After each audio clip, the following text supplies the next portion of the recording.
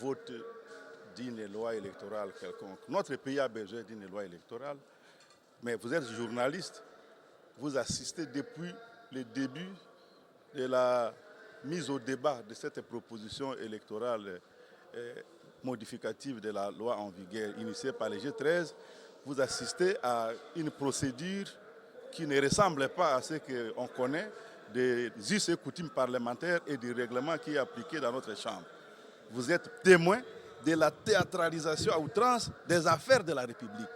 Nous autres, au regard des dispositions de notre Constitution, je l'ai dit là-bas, qui dit que la nationalité congolaise est une et exclusive, nous n'avons que ces pays.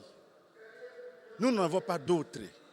Comment un pays de 100 millions de personnes peut se donner des lois dans des conditions, même dans un marché, ça ne fonctionne pas comme ça. Il n'y a pas d'amendement, on n'a pas réceptionné les amendements. On termine les rapports et on dit, on va commencer à appeler, les gens vont crier, on considère que la loi est votée, on va la voir aussi. C'est dit jamais vu dans notre pays. Même à l'époque d'IMPR, ça ne se passait pas comme ça. J'espère que vous allez informer correctement la population que la dérive est terrible. Donc, elle est vraiment énorme et nous ne sommes pas disposés à accompagner cette théâtralisation de la chose publique. Ce pays appartient à 100 millions de Congolais. Ça nous appartient à nous tous. Le pays n'appartient pas à une clique de gens et qui se comportent comme ayant un droit de vie et de mort sur tout le monde. J'espère que vous informerez correctement et suffisamment la population.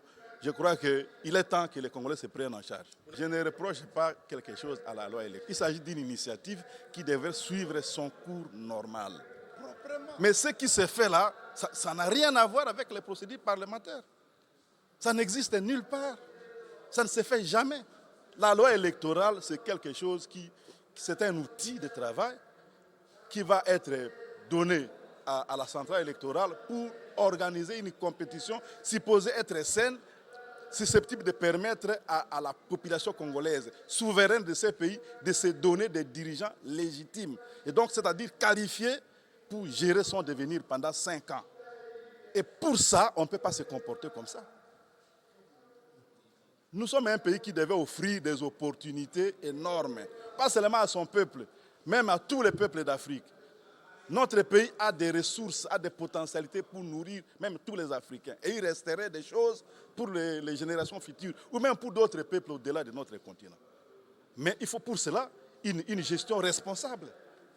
Et ça, ce n'est pas responsable, c'est théâtraliser des choses sérieuses. Et ça nous révolte. Aujourd'hui, nous sommes obligés de dire que nous sommes mécontents.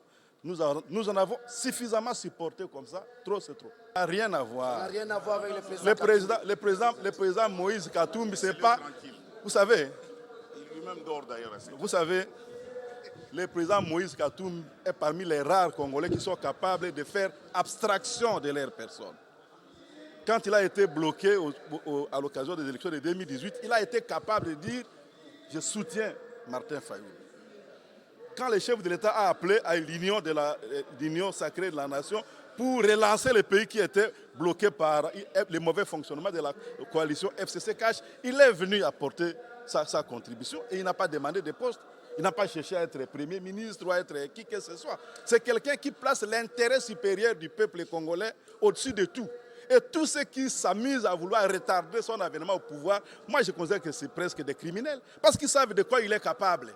Et empêcher les Congolais d'accéder à ça, aux avantages de ce qui pourrait être sa gouvernance, c'est un crime.